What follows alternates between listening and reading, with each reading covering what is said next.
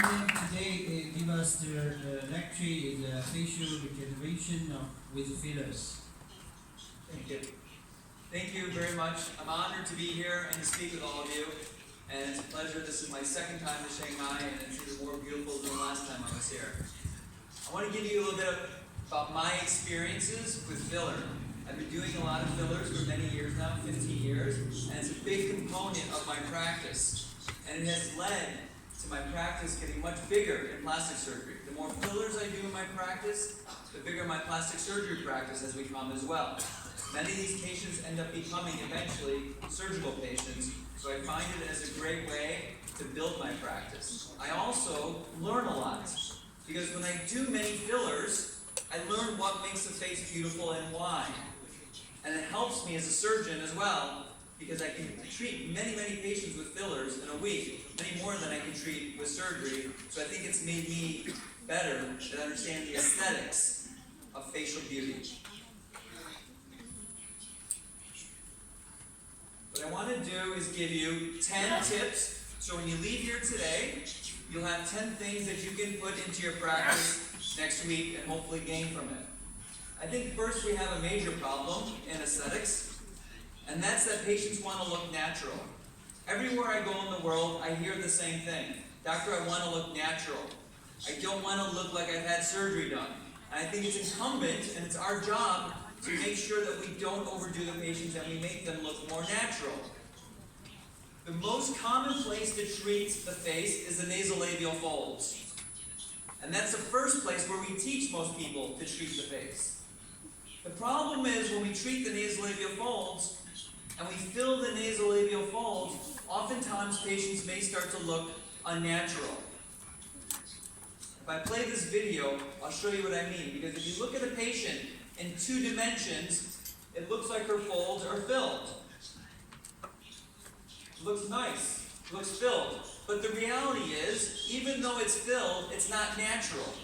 And the only way you can tell that it's not natural is when I place this in a video.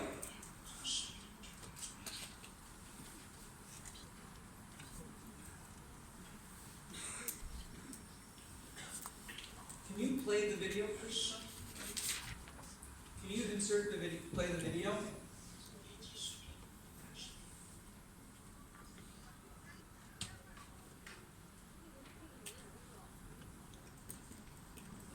The video? Okay. Unfortunately, I don't think the video is playing right now. Well, the point I want to show to you, which is very important, is that if someone animates, their face doesn't look natural. When you fill the folds up completely, the face can look unnatural. And that is a major concern with doing too much filler in the nasolabial folds. The reason why we do this is we have 2-dimensional scales. When we do testing in the United States to get FDA approval, we use 2-dimensional scales, we use photographs. And these photographs are nothing new. We've been doing this since 1920s, and it's amazing to me that plastic surgery really hasn't advanced. When you think that we're still using 2D photos, patients are dynamic. They move their faces, and I think it's important we evaluate them as they move their faces as well. And I think we should be doing scales that look at patients moving, because it makes a big difference. And because this is how we're trained with these 2D scales, we're trained to show a 2-point improvement. We have many people out there who are making results that are unnatural. And the industry promotes this because they have to teach what is the approved process. But what we do in the studies is not what we do in clinical practice. In real practice, I don't use as much product. I use less product. But in the studies, we use more product. We have to show an improvement. So I think we have a problem where we teach unnatural, and I think it's more important that we teach how we really do it in practice. Less is more, but less is more in the right places. If I show you this picture, and I ask you all in the room, where do you look first? Everyone looks at the same place first. All humans look at the same place when we look at a face. We always look at the eyes first. It's the first place we look. Secondly, we look at the nose, then we look at the mouth. But we look at the eyes first because it tells us whether or not someone's threatening. It should become the focus, in my opinion, of facial plastic surgery. To draw attention to the eyes that's where someone's beauty is defined. It's in their eyes. So in the aging process, around the eyes, many things happen. We start to lose soft tissue support, we have skin laxity, gravity descent, and we have bone loss. And I believe a lot of these issues are from bone loss. We lose bone. Mendelsohn showed that very well in this article, and I thought it was a good article to reference. As we lose bone, we start to see some of the fatty deposits, and we start to see the facial aging. So some important anatomy I want to go over before I do injection techniques. Many people talk about the fat pads, and I think it's important to know these fat pads, the superficial and deep fat pads. The superficial fat pads are recognized here, the deep fat pads are recognized here. The deep fat pads in particular, the medial fat pad and the SUP, the suborbicular oculi fat pad, the two that I want to point out. Now, I don't really use these fat pads that much when I'm treating a patient. I try to look at the patient as an individual, and these fat pads aren't as important to me, although they're defined in many of our articles. But it's deep down where these fat pads live, and they don't affect the way I treat patients. However, I think it's important to know one fat pad in particular, and that is the suborbicular oculi fat pad, because it's surrounded by two ligaments. These ligaments come into effect, and they come into play when I'm doing treatment around the eyes with fillers. These two ligaments are very important. This is an article that Dr. Nahai was one of the authors on. The orbitomalar ligament and the zygomastoid ligament are two very important ligaments, because within these ligaments, the SUP resides, and between these ligaments, we also end up getting festooning. And I think it's important to recognize that if you use filler and neurotoxin at the same time, sometimes this can occur. You get too much puffiness under the eye. This is from neurotoxin and filler at the same exact time. So tip number one that I want to give to you is that if you're going to use fillers and neurotoxins at the same time, be careful under the eye, because if you give both under the eye at the same time, you can get puffy and it can look worse. And you can see that here. This is a blue mass underneath the eye. That's filler. And that is a hydrophilic filler that's in that area. Someone had treated her, and it doesn't look well. So I think what tip number two is that if you're going to go, you have to go through the orbital ligament. You have to take your cannula and go through there, I believe. And this is a video. Can you play this video, possibly? No. The videos don't play? Yeah.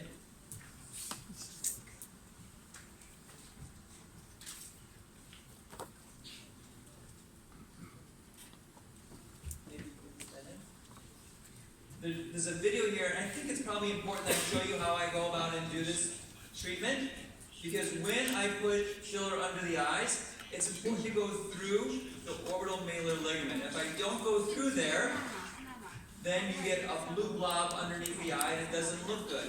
But it's very important to me to use a 22 gauge cannula when I do this. Many people use different size cannulas. I like to use a large cannula. I believe the large cannula is safest when I'm going through this ligament.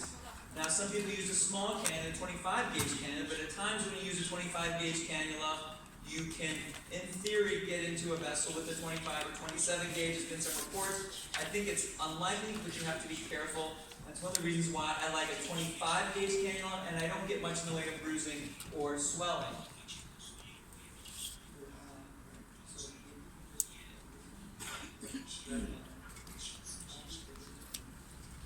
I have like 30 videos, which I think are important to watch, so I'm hoping that they're able to show them to you, because I think it'll better explain what I'm trying to tell you in my words.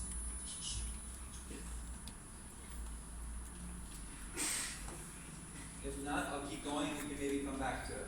So number 2 tip is always use a blunt tip cannula. I think that is very, very important when treating these areas. Blunt tip cannulas are important to me. I barely use needles anymore, almost always cannulas, because I believe it's safer. I've seen many patients who've had complications from cannulas put into vessels. Another tip, number 3, is if you see dark circles under the eyes, think fillers, because fillers can sometimes cause dark circles under the eyes and can make someone look like they have a condition that requires another procedure. I have many patients come to me, they think they have sinus problems or they think that they have dark circles, they want treatment, and all it is filler. I can use a product like hyaluronidase, remove the filler, and instantly the patient's much happier. The next thing I want to show you, another pearl that I have, is I want you to look at this patient, and before I treated her eyes, I treated something else here. And tell me if you can see a difference between these two patients. Can you see what I treated? It's often a very small change that makes a face look very attractive. It's a small change, and all I do is put a little bit of filler right there under the cheek. By placing filler in the cheek, I raise the cheek, but it also improves the eyes, especially in someone with thicker skin. Because when you place filler in the cheek, it raises the eyes up, and you get what's called a halo effect. You get a halo effect, it also treats the eyes. So you don't have to put filler under the eyes immediately. Many times I put it in the cheek alone, and that is enough to make a patient look like their eyes have been treated. So I treat the cheeks first, before I treat the under eyes. Will the videos run?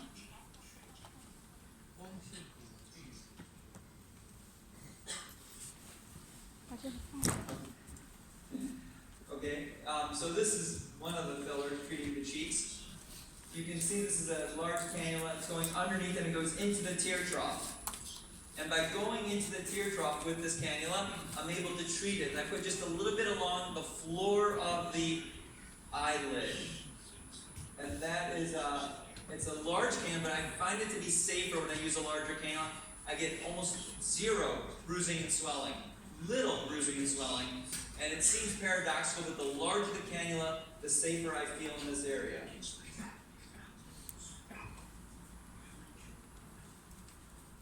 Alright, this is another patient. I just treated her cheeks, and her eyes got better, even though I just treated the cheeks.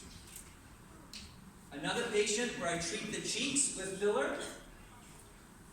I put filler in the cheeks first, and then I follow it by putting filler under the eyes afterwards. So cheeks first, followed by the eyes. If I'm going to treat the eyes, what I do is I place a small particle filler in there.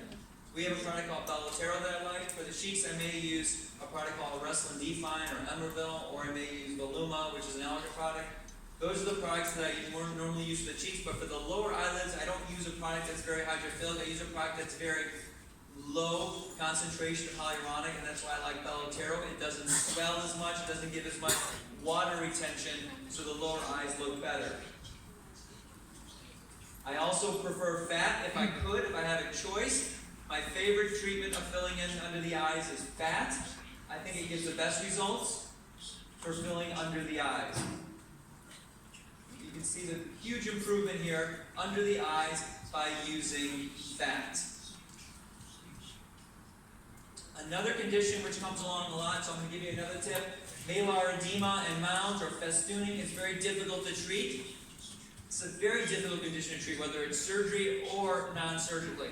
Fillers oftentimes make it worse, but I've got a little trick for this, and I recommend this to you. What I've been able to do with these malar festoons is I'm able to use a product called calcium hydroxyapatite, or Radius we call it in the US, and I can fill this area in, and it compresses it, and they get a nice result. It's pretty much the only real treatment I have for this festooning. It's a very difficult condition to treat, even surgically. I struggle to improve it, but with this type of filler, I oftentimes am able to treat it and make it better. I've not had success with laser treatments or radiofrequency, so I use calcium hydroxyapatite in this area, and that's able to make an improvement. Here you can see another patient where I'm able to use it in this area. Men, where there's more and more talk about men in our practices, and are they becoming a big part of our practice? And I would say there might be an overvalue. I don't think the men are as big a part of our practices as everyone thinks. When you look at the numbers, men only make up 8.9% of those people getting plastic surgery or non-surgical treatment in the US. These are 2016 numbers, 8.9%, less than 10%. In 1997, it was 13.7%. So even though everyone keeps telling us there's more and more men getting plastic surgery, I'm not so sure I believe it. In 2014, it was 10.6%. So as a relative number of those people getting plastic surgery or aesthetic medicine, it's pretty much been stable, despite the fact that everyone talks about more and more men. And there's a lot of encouragement to go after men. And I think that there's more men seeking out treatments, but as a relative number to the females, it hasn't changed. In fact, it's increased 15% since 2014, so that sounds pretty good. And 260% since 1997, men seeking plastic surgery. But the female increase is 33% increase since 2014 and 500% since 1997. So the truth is that the female market is is growing 2 times as fast and is 10 times bigger. There's more women who seek this treatment out than men. So tip number 6, men and women are different. Maybe we don't need to really explain that more, but we can't treat them the same. And oftentimes we try to treat men and women the same in aesthetic medicine. I think they're very different, and we need to treat them different. Men have different reasons for seeking aesthetic treatments, and the way we treat their faces is different as well. The strong brow, forehead, chin, and cheeks, these are important to making a man look more masculine. And in fact, there's actually a study that shows that men who have more masculine features are more likely to be successful as CEOs of their companies. The profits of a company can be correlated to how strong a man's face looks. I know that doesn't sound like it should be correct, but it is. So this man said to me that he wanted to look more attractive. He asked me for a facelift. I said, I don't think you need a facelift. He said, please make me look more attractive. So I put filler in his face. That's just filler.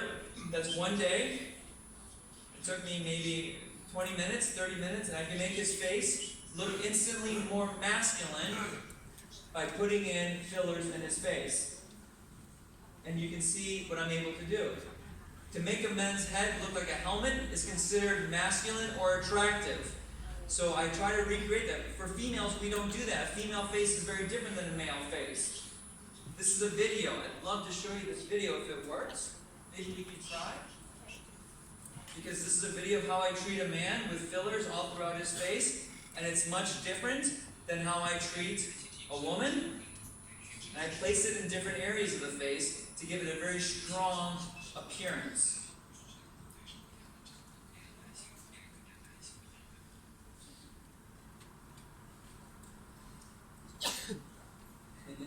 No, that's lips.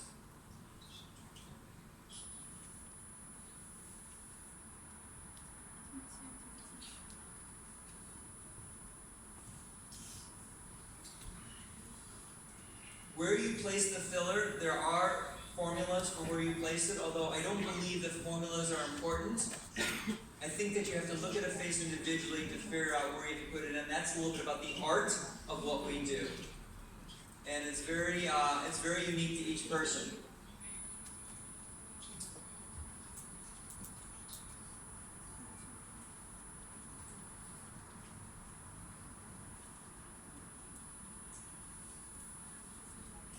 Okay, this is one of the videos.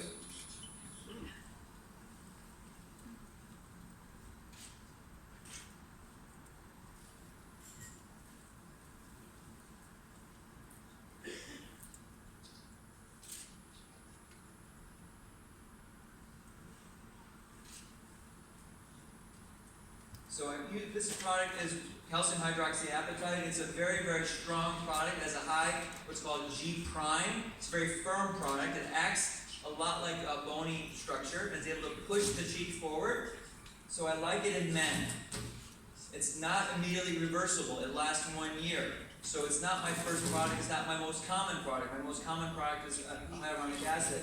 But occasionally I'll use this in men to treat these areas, because I can get it a little bit more firm, more strength, and able to lift the cheeks more. Now, he's got very difficult skin because it's very thick, so sometimes the cannula doesn't go so easily, so I have to push it to get it through.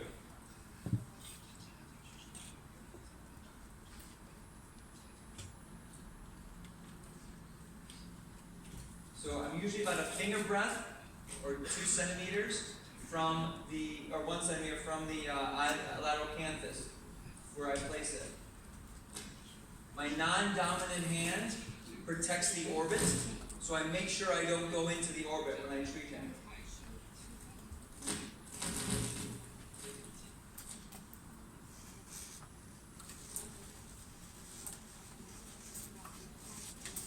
inject as I withdraw mostly, and I'm careful to try not to be near any large major vessels, but if that were to happen, I have a cannula which would be very difficult to get into a major vessel, so I don't worry about vascular complications with the 22 gauge cannula.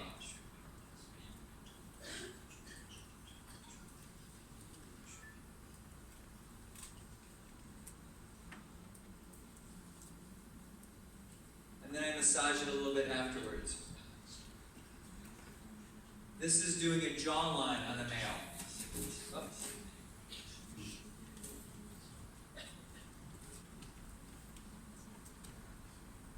So if I want to treat a jawline, I want to strengthen a jawline, I use this. And I do this for women as well. For women it works just as well, but I'm careful where I put it. I don't make the jaw so strong. But for men, I frequently do this along there. I go underneath the mandible as well. If I don't get underneath the mandible, then it doesn't look as good. So I have to go completely around the mandible. And I go all the way to the angle, and it gives a lot of strength. I use this vibratory device at the same time, and the vibration takes away any discomfort. I mix the product with lidocaine, 0.3 or 0.4 cc's of lidocaine, and because I mix it with lidocaine, it doesn't hurt very much. They don't complain of much pain. You see, there's no anesthetic. There's anesthetic in the product, and it's not very painful. The cannula is less pain, and the anesthetic in there is less pain. And I go all the way across the jawline as I do this.